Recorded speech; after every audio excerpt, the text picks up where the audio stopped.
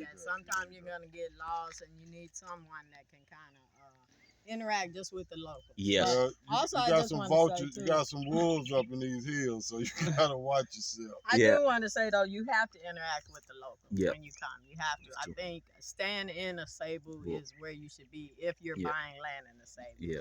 Or what's the other? Ajedam. Oh, Ajidam. Ajedam as I well. also wanted to say, Auto Show, that's Ajidam, beautiful, Yeah. beautiful, Yeah. beautiful. So I just think really just giving him a shout out again that you can't lose. He's doing really good.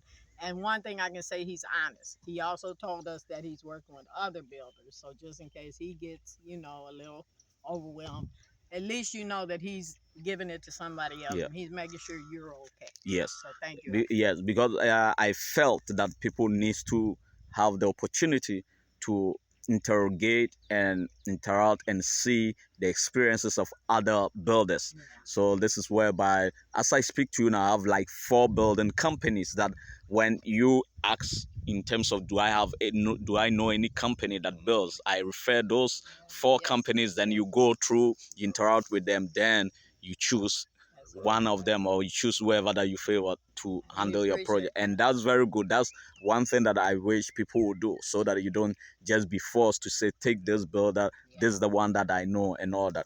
Yeah, it's been wonderful. It's been wonderful, I always say. And then the number of diasporans coming is Yeah. amazing. It's amazing. Let me share this with you. Not long ago, the plots at Ajedam were actually annually they increase the price, but this year they felt that they have to increase the price to certain percentage because of inflation and all that.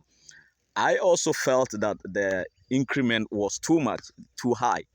So even though I told some clients about the new increment, I felt that no, I need to go back to the elders and the chiefs again, sit them down and talk to them in terms of the price increment, because it's way high. And even in respective of the inflation and the dollar going up against the Ghana cities, we need to do something. So God being so lucky, and it's all about dialogue and understanding each other. When the diasporans that are planning to come and buy, started in terms of laying down their grievances and all that, I took it upon myself to go and sit down with them and say we should reason together and see how best we can bring our brothers and sisters from the diaspora who wants to stay in Ghana here. And God being so good, the price that they pushed initially, it was the annual price was 10,000 Ghana cedis. Then they push it again to 12,000 Ghana cedis.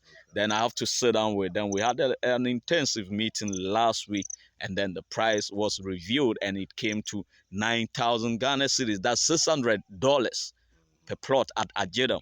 So you can imagine that I have to, yes, for now. It used to be 7,000. And the new price that came was 12,000, and I have to go and sit down and reason. And now the price came to 9,000 Ghana. That's about $600 a plot. So these are some of the things. Yes, beautiful. I have to say, anybody that's looking, that where we're thinking too, but anybody that's looking, that land is beautiful. Yes, and the same thing. I think the Pan African also is still having their progress and programs here. And as you, I know that you are here. Yes, You both. can't lose either way, because we met that chief also, and just want to give him credit too, Yes. because he told us his vision when he first was starting the job. Yes. And I can honestly say I'm seeing that. Yeah. He's doing exactly what he said he's Same. trying to do. Yes. So I give all credit to that. Yes.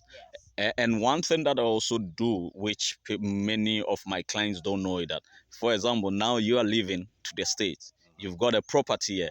But whilst I'm here, I'm all the time constantly watching over your property for, and that's what I do for all my clients. When we To talk say that, to you, yes. when we talk to you in the States, sometimes you tell us. You Yes. said, I seen your property, it looks good, Yes. or they're growing on it or something. Yes. So One thing I want to say about this property thing, us as diasporas coming in, we need to quit coming over here and destroying the land.